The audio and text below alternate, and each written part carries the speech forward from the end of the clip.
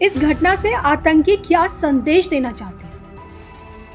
कि हिंदुओं को मारना चाहते थे, हिंदुओं को मार गए। बताना चाहते थे कि आप हमारे लिए एक एनिमी है, शत्रु है। कुछ लोग काफिर भी कह देते हैं। मगर सोचिए, उसमें से एक व्यक्ति ने कहा था कि मैं क्रिश्चियन हूँ। छोड़ा उसे भी नहीं। जो पूछ रहे कि आतंक का कोई धर्म नहीं होता। कलमा पढ़ने को क्यों कहा? फिर उसके बाद मुर्शिदाबाद होता है। बांग्लादेश से लेकर के मुर्शिदाबाद तक और मुर्शिदाबाद से लेकर के पहलगाम तक हर जगह हिंदू ही निशाने पर है। क्यों? हिंदू ने क्या बिगाड़ा किसी का? युद्धों में कभी हम नहीं हारे। हम डरते हैं छल चंदों से। हर बार पराजय खाई है अपने घर के जय चंदों से। मगर अब इनफ इज इनफ, अति हो चुकी है। हम लोग इतने अपंग अपाहिज नहीं हुए। 21वीं सदी का भारत है। ना तो भूलेंगे और ना छोड़ेंगे। याद रखा जाए। नमस्कार, धर्मिया के दर्शकों का स्वागत है। मैं हूं आपके साथ कविता राणा। पहलगाम आतंकी हमले में जो कुछ भी हुआ उसके बाद अब अगर हिंदू अपनी एकजुटता नहीं दिखाएगा तो फिर कब? इसी पूरे मसले पर आज हम अपने 10 सवालों का जवाब लेंगे अंतर्राष्ट्रीय योग गुरु। आइए स्वागत करते हैं हम स्वामी दीपांकर महाराज जी का। महाराज जी, सबसे पहले तो आपका स्वागत है। धन्यवाद कविता जी। वैसे तो आपसे हर कोई परिचित है, लेकिन मैं अपने दर्शकों को ये बात जरूर बता दूं, नो कास्ट, कास्ट से पहले राष्ट्र, यही आपका मकसद था, जिसके चलते आप एक लंबे समय से आपने अपनी भिक्षा यात्रा निकाली हुई है ताकि हिंदुओं को एकजुट किया जा सके। वो हिंदू जो इतने लंबे समय से जातियों में बटा हुआ है। आज 885 दिन हो गए जी। 6 राज्य कवर हो गए। 16,000 किलोमीटर से ज़्यादा की यात्रा हो गई और 95 लाख से ज़्यादा लोगों का एकीकरण हो गया। यात्रा अभी जारी है और पिक्चर अभी बाकी है। ये यात्रा चलती रहेगी जब तक प्रत्येक हिंदू ये एहसास ना करा दे कि वो अब गर्व करने लगा है अपने सनातनी हिंदू होने पर।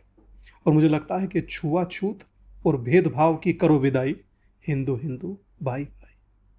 लेकिन महाराज जी, पहलगाम आतंकी हमले में जो कुछ भी हुआ, हिंदुओं को जिस तरह से धर्म पूछ कर जो चुन चुन कर मारा गया है, मैं जानना चाहती हूँ कि इस घटना से आतंकी क्या संदेश देना चाहते हैं? कि हिंदुओं को मारना चाहते थे, हिंदुओं को मार गए। बताना चाहते थे कि आप हमारे लिए एक एनिमी है, शत्रु हैं। कुछ लोग काफिर भी कह देते हैं। मगर सोचिए, उसमें से एक व्यक्ति ने कहा था कि मैं क्रिश्चियन हूँ। छोड़ा उसे भी नहीं। तो मैं समझता हूँ कि हम लोगों पर अब कलमा पढ़ना तो आता नहीं जी। हम लोगों को तो श्लोक पढ़ना आता है। परंतु जो लोग मारे गए उनकी बहादुरी को, या ये कहूं कि उनके साथ जो ये हुआ कृत्य, निंदा विंदा जैसा मैं शब्द नहीं बोलूंगा। बड़ा छोटा और हल्का शब्द है। जी। हर व्यक्ति आकर के मैं इसकी घोर शब्दों में, कड़े शब्दों में निंदा करता हूं, घोर निंदा। भाई साहब, निंदा से अब हम शर्मिंदा हैं। निंदा मत कीजिए। अगर आप कर सकते हैं तो एक्ट कीजिए, एक्शन लीजिए। मुझे लगता है कि उन आत्माओं को शांति मिलेगी जो निरपराध, निर्दोष, निहत्थे पर्यटक थे जिनके साथ ये बर्बरता हुई। नाम पूछकर, धर्म पूछकर, कपड़े उतरवाकर गोली मार दिया गया। कुछ लोग आज भी इस देश में ये स्वीकार करने को तैयार नहीं। वो कहते हैं इसे आतंकवादी घटना कहिए। सोचिए, उनसे स्वीकार नहीं हो रहा कि ये सांप्रदायिक घटना मत बनाइए। मैं पूछना चाहता हूं कि आप इसको सेक्युलर घटना बनाना चाहते हैं? अगर सांप्रदायिक किसने बनाया? उन पर्यटकों ने या माइक के सामने बैठे हम लोगों ने? किसने पूछा कि आपका क्या धर्म है? और उन्होंने धर्म पूछा, जाति नहीं पूछी। बिल्कुल। भाषा नहीं पूछी, क्षेत्र नहीं पूछा। पूछा कि हिंदू हो। उनके लिए तो हम सब हिंदू ही हैं। हम सब बटे हुए हैं, वो एक अलग बात है। मगर अब बटे रहेंगे नहीं। और जो इस देश में अब हिंदुओं को बांटने की कोशिश करेगा, मुझे लगता है कि हिंदू उसका प्रतिकार करेगा। हिंदू उसे अब बर्दाश्त नहीं करेगा, क्योंकि ये वक्त मुझे लगता है कि सबसे बड़ा संदेश दे रहा है हर उस सनातनी के लिए, हर उस व्यक्ति के लिए। इसीलिए मैंने कहा कि छुआछूत, भेदभाव, जातिगत भेदभाव, इसे समाप्त करना होगा। हर हालत में करना होगा। देखिए स्वामी जी, जो लोग ये मानते हैं, जो लोग ये स्वीकार ही नहीं करते कि भी आतंकवाद का कोई धर्म नहीं होता, लेकिन अगर धर्म होता है तो आतंकवाद का क्या धर्म है? मनोज के शब्द मेरे संज्ञान में आ रहे हैं कि मुझे अगले जन्म में भेड़िया बनाए तो मैं उनका मुंह नोचना चाहता हूं, जो पूछ रहे हैं कि आतंक का कोई धर्म नहीं होता। कलमा पढ़ने को क्यों कहा? 8 साल के बच्चे ने उन कथाकथित सेक्युलरों को सबक सिखाया है। उसकी आंख में आंख डालकर बोल दीजिए, हटाइए ना, उस बच्चे की आंख में आंख डालकर बोलिए जो कह रहा है कि हिंदू इधर हो जाइए, मुस्लिम इधर हो जाइए। उस बच्ची की आंख में आंख डालकर बोलिए जिसके बाजू में उसके पति की डेड बॉडी पड़ी है, 5 दिन पहले शादी हुई थी। बोलिए आप में है ताकत तो जाइए उसके घर, कि तुमसे नहीं बोला गया ये, तुम झूठ कह रहे हो। बोलो ना उनसे जाकर। हिम्मत नहीं है, साहस नहीं जुटा पाए, पैर साथ छोड़ देंगे, चल नहीं पाइएगा। देश को ज्ञान बांट रहे हैं, है हिंदुओं का नरसंहार, उसे स्वीकार करो। और इसे स्वीकार करने में जाता क्या, सच है ना। सच को स्वीकार करने में क्यों आत्मा तड़प रही है? नहीं पूछा उन्होंने नाम, नहीं पूछा उन्होंने कौन धर्म हो, क्यों उससे बचना चाहते हो? सच को स्वीकार करते हुए भी आप लोगों को मौत पड़ रही है। मुझे हैरत है इस बात की, और देख रहा हूं ओवैसी ने कहा जी कि मजहब के आधार पर मृत्यु हुई है, मारा गया है। आपको तकलीफ हो रही है, वो व्यक्ति स्वीकार कर रहा है, आपको स्वीकार करते तकलीफ हो रही है। आए बड़े सेक्युलर कहीं के हम सांप्रदायिक मत बनाइए, हमने बना है सांप्रदायिक। उनसे बोलिए ना जिनके मां बाप थे, जिनके बच्चे थे, किसी का भाई था, किसी का पति था, किसी का बेटा था, बोलिए उनसे। नहीं बोल पाएंगे। आए ज्ञान बांट दिया और चले गए। 26 है ना, अभी तो शायद उनके चिता का अग्नि भी ठंडा नहीं हुआ होगा। ऐसे शोक की घड़ी में उनके साथ खड़े होने की जगह, देश के साथ खड़े होने की जगह ज्ञान बांट रहे हैं। इनकी आइडेंटिटी, इनको पहचान इनकी जरूरी है जी। इनकी पहचान जरूरी है। इनकी पहचान नहीं कीजिए तो ये वो नाग हैं जो डसते रहेंगे, हर जगह डसेंगे, हर पल डसेंगे। एंकर न्यूज पढ़ रही है चैनल पर, मैं देख रहा हूं, और पहलगाम की न्यूज पर नीचे इमोजिस लाफिंग के हैं। क्यों भाई, इतनी खुशी है? और वो सारे भारत के भीतर बैठे हैं। देश की सरकारों से, जिस राज्य में भी अगर जो इस तरीके की घटना, पहले इनका इलाज कीजिए। बिल्कुल, इनका ट्रीटमेंट ज्यादा जरूरी है। उनका ट्रीटमेंट तो सेना संभाल ही लेगी, कर ही देगी। शत्रुओं का, जो भीतर बैठे अज्ञात शत्रु हैं, उनका ट्रीटमेंट पहले कीजिए। अज्ञात शत्रु तो देश के लिए सबसे बड़ा खतरा है ही। मैं आपसे जानना चाहती हूँ, पहलगाम में जो हिंदुओं को चुन चुनकर धर्म पूछ कर मारा गया, उससे पहले देखिए मुर्शिदाबाद जिस तरह से दंगों की आग में जला, हिंदुओं का कत्लेआम, बैक टू बैक हिंदुओं को ही बार बार टारगेट किया जा रहा है। क्या ये समझा जाए कि हिंदू धर्म इस्लाम के लिए खतरा हो गया है? नहीं, मैं कहता हूं कि ये हिंदुस्तान है जी। कविता। हिंदुस्तान में भी हिंदू नहीं रहेगा तो जाएगा कहाँ? मुसलमान भी तो रहते हैं इसी देश में। बांग्लादेश से आप यहाँ आए तो कहा कि बांग्लादेश में हिंदू को हम कुछ नहीं बचा सकते क्योंकि हम बांग्लादेश में नहीं रहते। जी। बांग्लादेश की सरकार है वहां पर, और रोचक यह है जो सरकार का मुखिया, उसको नोबल पीस पुरस्कार मिला जी, है। जी। मुझे लगता है नोबल पीस नहीं, नोबल पीस करने का पुरस्कार मिला है। मरवा दिए ना सारे हिंदू। आगे फिर जब जनगणना होगी तो देखिएगा बचेंगे भी नहीं, एक आधा भी नहीं बचेगा। फिर उसके बाद मुर्शिदाबाद होता है। बांग्लादेश से लेकर के मुर्शिदाबाद तक, और मुर्शिदाबाद से लेकर के पहलगाम तक हर जगह हिंदू ही निशाने पर है। क्यों? हिंदू ने क्या बिगाड़ा किसी का? हिंदू के स्थान पर हिंदू का रहना क्या गुनाह हो गया? इसे द्वयम दर्जे का नागरिक बना दिया इस देश की गंदी राजनीति ने।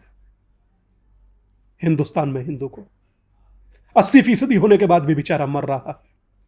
चाहे वो दिल्ली के गोकुलपुरी में हिमांशु मर रहा हो, डॉक्टर नारंग मर रहे हो, ध्रुव त्यागी मर रहा हो, कोमल मर रही हो, निकिता तोमर मर रही हो, श्रद्धा के चाहे 35 टुकड़े हो रहे हो, मर तो हिंदू रहा है। आए बयान बहादुर खड़े होकर के कि ज्ञान बाचे और चले गए। दीजिए उनको ज्ञान दीजिए ना उनको, जो मुर्शिदाबाद में विरोध तो वफ का कर रहे थे, मार हिंदू दिए। बिल्कुल। आपका विरोध वफ के लिए है, स्वागत करिए, जितना करना उतना कीजिए। हिंदुओं को क्यों मारा? कोई पूछे इनसे हिंदुओं को क्यों मारा? हिंदुओं ने किया, सरकार ने पास किया। उठ खड़े होंगे और मार डालेंगे? जी। नाटक बना रखा है इस देश में। अब खड़ा होना होगा, संगठित होना होगा अपने लिए, अपने परिवारों के लिए, अपने आने वाली पीढ़ी के लिए। आज भी खड़े नहीं हुए तो कभी आप खड़े नहीं हो पाएंगे। भविष्य में आपको एक खड़े होने लायक नहीं छोड़ेंगे। इस देश में तुष्टीकरण की राजनीति का आलम यह है कि यहां अगर जो किसी से नाम पूछ लें ढाबे पर तो लोग तूफान मचा देते हैं, नीचता की हदें पार कर देते हैं, और वो नाम पूछ पूछ कर मार दें, इनके मुंह में फेविकोल डल जाता है। कवर फायर देने वालों के कवर फायर देते हैं। इन्हें चिन्हित करना चाहिए। ये इस देश के लिए नासूर है। स्वामी जी, आप जिन हिंदुओं को एकजुट करने की बात कह रहे हैं, हिंदुओं की यही एकजुटता, इस एकजुटता की जो पावर है, जो शक्ति है, वो ताकत किस तरह से भारत की सुरक्षा कर सकती है? मतलब वो ताकत का इस्तेमाल कहाँ होगा? आप संगठित होंगे, आप एक होंगे, आप अपने को अपना समझेंगे, तो मुझे लगता है कि अधिकांश कष्ट समाप्त हो जाएंगे। जब गांव में किसी गरीब की बेटी भी सबकी बेटी होगी तो आपके कष्ट खत्म होंगे। एक दूसरे का सहयोग बढ़ेगा, एक दूसरे का साथ बढ़ेगा। 7 समंदर पार जब आप किसी हिंदू को देखते हैं तब तो आपको मन में भाई का भाव जाग जाता है। तो हिंदुस्तान में यह भाव क्यों नहीं जागना चाहिए? और बांग्लादेश से यहां आए, बंगाल से वहां से पलायन हो गया, फिर आए दिल्ली से भी भविष्य में पलायन होगा। कहां जाओगे? मुर्शिदाबाद से दिल्ली आ गए, बंगाल से दिल्ली आ गए, बांग्लादेश से दिल्ली आ गए, यहां से कहां जाओगे? कौन सा देश है तुम्हारे पास दूसरा? स्वामी जी, आपको नहीं लगता कि हिंदुओं की यही एकता, यही एकजुटता तभी पॉसिबल हो सकती है जब तक कि भारत हिंदू राष्ट्र घोषित ना हो जाए? मुझे लगता है कि हिंदू राष्ट्र ये है, इसे घोषित करने में जरूरत ही नहीं है। आधिकारिक तौर पर ऑफिशियली आप करिए नहीं करिए फर्क नहीं पड़ता, आप एक हो जाइए, अपने आप राष्ट्र घोषित हो जाएगा। आप एक तो ही है ना, आपका एक होना जरूरी है। और मुझे लगता है आप जरूरत भागने की नहीं, जागने की है। संगठित होकर एक स्वर में बोलने की है कि हिंदुओं को द्वयम दर्जे का नागरिक बनाकर अगर आप मरवाएंगे तो बचेंगे आप भी नहीं। और आपको यह अधिकार किसने दिया? जन्म देने वाला और जन्म देने वाला महादेव है। आप क्यों मरवा रहे हैं? जिम्मेदारी तय करनी होगी, मगर उससे पहले आपको एक होना होगा, संगठित होना होगा। पहलगाम जैसी घटना घट गई, हिंदुस्तान की सड़कें खाली और मौन। प्रतिकार के रूप में इतने हर देश का आदमी सड़क पर होना चाहिए था आज, कि देश की सरकार के मैं साथ खड़ा हूं कि करिए प्रहार उस आतंक के रावण पर जिसने मासूमियत को लील दिया। खड़ा होना चाहिए। ये वक्त है एकता का संदेश देने का, एक होने का संदेश देने का। बॉर्डर पर हमको धर्म पूछकर मार रहा है और यहां में जाति में बांटकर हमारे ही देश का सियासत मरवा रहा है। तो जातियों में बंटना बंद, हिंदू मतलब हिंदू। पाकिस्तान का परमानेंट इलाज। मुझे लगता है कि पीएम के वो शब्द मेरे कान में गूंज रहे हैं। मुझे लगता है पीएम ने जो शब्द इस्तेमाल किए वो मेरे कानों में, मेरे हृदय में और पूरे देश के आज दिमाग में वो शब्द मुझे लगता है कि चल रहे होंगे जो उन्होंने वो कल बिहार की धरती से कही। और बिहार की धरती साधारण धरती नहीं है। उस धरती से उद्घोष मैं समझता हूं कि उसका प्रभाव कोई छण जरा हम लोगों को देखने को मिलेगा। हम लोगों को प्रतीक्षा करनी चाहिए। युद्धों में कभी हम नहीं हारे, युद्धों में कभी हम नहीं हारे। हम डरते हैं छल चंदों से, हर बार पराजय खाई है अपने घर के जय चंदों से। मगर अब इनफ इज इनफ, अति हो चुकी है। अब प्रतिकार होना चाहिए, होना चाहिए, हर हालत में होना चाहिए। अब भी नहीं तो कौन मरवाने का उनका जिम्मा लेगा? जो निर्दोष निरपराध लोग मारे गए, सीधे साधे पर्यटक जिन्हें मतलब तक नहीं था तुम्हारी ओछी और गंदी राजनीति से, जिन्हें मतलब तक नहीं पता था आतंकवाद का। उस 8 साल के बच्चे से आंख मिलाने की हिम्मत है किसी की? मुझे लगता है कि यह सही वक्त है, खड़ा होना चाहिए देश को। स्वामी जी, 2 सवाल मैं आपसे जानना चाहती हूँ। अगर 2014 में नरेंद्र मोदी जी सेंटर के गवर्नमेंट तक नहीं आ पाते तो आज आप जो भिक्षा यात्रा आपने इतने समय से निकाली हुई है, आपकी तरह धीरेन्द्र शास्त्री वो भी हिंदुओं की एकता के लिए आगे आ रखे, तो क्या आज जैसा माहौल आपको मिल पाता? मेरी अधिकांश यात्रा यूपी से शुरू हुई थी। पीएम का होना देश में आवश्यक था, तो ये यात्रा 6 राज्यों में हुई। अगर मोदी जी नहीं आए होते तब क्या होता? तब आज मुझे क्या लगता हालत है होती? कि देश में यात्रा करना कठिन होता, मगर उत्तर प्रदेश में मेरी यात्रा का अधिकांश समय बीता है। अगर महाराज जी नहीं होते तो ये यात्रा ने आज 885 दिन तय किए, ये 5 दिन भी नहीं तय कर पाते, 5 दिन भी नहीं तय कर पाते। और मुझे लगता है कि अपनों को जोड़ना, जातिवाद जैसे अभिशाप को समाप्त करना इस यात्रा का लक्ष्य है, इस यात्रा की भिक्षा है। इस देश को जातियों में बांटने वाले हर उस शत्रु से बचना चाहिए। वो आपका प्रत्यक्ष अप्रत्यक्ष शत्रु ही है जो आपको जातियों में बांट रहा है। जातियों में नहीं बंटना, एक होकर रहना, यही इस यात्रा का लक्ष्य और इस यात्रा का बिंदु है। इसीलिए कहता हूं, भारत की धरती का केंद्र बिंदु हिंदू, एक होना, और कोई विकल्प नहीं है। आप लगे कि कोई विकल्प है तो आप गलतफहमी में है, खुशफहमी में है। उरी और पुलवामा के बाद भारत ने जो मुंहतोड़ जवाब पाकिस्तान को दिया, पीएम मोदी के नेतृत्व में, हम सब ने देखा।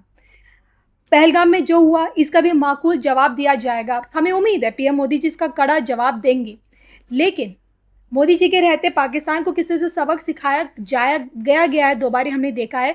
लेकिन फ्यूचर में जब योगी आदित्यनाथ अगर प्रधानमंत्री की कुर्सी पर हमें दिखते हैं, और तब पाकिस्तान का क्या हाल होगा, आपने सोचा कभी? मुझे लगता है कि पहलगाम की घटना के बाद जो होगा वो देखने जैसा होगा। और इसके बाद इस तरह की घटना की पुनरावृत्ति अगर जो होती है तो वो चिंताजनक होगी। पहलगाम में जो घटना घटी है, इसके बाद अब इसकी पुनरावृत्ति नहीं होनी चाहिए। हिंदुओं का नरसंहार नहीं होना चाहिए, चाहे वो बांग्लादेश हो, चाहे वो मुर्शिदाबाद हो, और चाहे वो कश्मीर हो। हर जगह हिंदू ही तो मर रहा है। अब ये रुकना चाहिए, और ऐसा प्रहार होना चाहिए, ऐसा प्रचंड प्रहार होना चाहिए। अब सोचिए ना कि हमास ने इजराइल के साथ क्या किया जी। उन्होंने क्या शमशान बना दिया गाजा का। और आप में कश्मीर में आपके साथ क्या हुआ पहलगाम में। जो सरकार ने निर्णय लिए हैं वो स्वागत योग्य है। उम्मीद कर रहा हूं आगे इससे ज़्यादा महत्वपूर्ण निर्णय होंगे जो हिंदुस्तानियों की सुरक्षा के लिए, रक्षा के लिए होंगे। ये हिंदुओं का स्थान है, ये हिंदुस्तान है। यहाँ भी अगर सुरक्षित नहीं तो इस दुनिया में कहाँ सुरक्षित होंगे, ये तय कीजिए। हर किसी को लड़ना पड़ता है अपना अपना युद्ध, चाहे राजा राम हो, चाहे गौतम बुद्ध। एक होकर के जवाब तो देना होगा। और मैं अपने देश की सरकार के साथ खड़ा हूं। भारत का प्रत्येक व्यक्ति आज अपनी देश की सरकार के साथ खड़ा हो, ताकि उसका मनोबल डाउन नहीं जाना चाहिए। चलिए, इसी के साथ क्या आप भी पीओके की वापसी देखते हैं? मैं देखता हूं, मगर मैं इस उम्मीद के साथ देखता हूं, कश्मीर में जब तक राष्ट्रपति शासन था बहुत अच्छा था, चुनाव करवाए क्या हल हुआ। यह वापसी राष्ट्रपति शासन की जरूरत है। ऐसी ही परिस्थिति भविष्य में जब पीओके आपके साथ होगा तो ऐसी स्थिति वहां होनी चाहिए, तब ये ज़्यादा चीज़ें सकारात्मक हो पाएंगे। मगर मुझे लगता है उससे पहले उन 26 लोगों की जिनकी चिता की अग्नि भी अभी शांत नहीं हुई जी, उनकी आत्मा को शांति के लिए मैं प्रार्थना करता हूं, और सरकार से प्रार्थना करता हूं कि ऐसा दंड सुनिश्चित करे कि निर्दोष लोगों की तरफ कोई आंख उठाकर नहीं देखे, चाहे वो देश हो चाहे विदेश हो। इजराइल के किसी एक व्यक्ति के साथ गलत होता है तो सरकार वहीं जाकर मारती है जी, चाहे दुनिया में किसी कोने में बैठा। हम लोग इतने अपंग अपाहिज नहीं हैं। 21वीं सदी का भारत है, ना तो भूलेंगे और ना छोड़ेंगे, याद रखा जाएगा। धन्यवाद महाराज जी, आपका बहुत बहुत शुक्रिया बातचीत करने के लिए। धन्यवाद।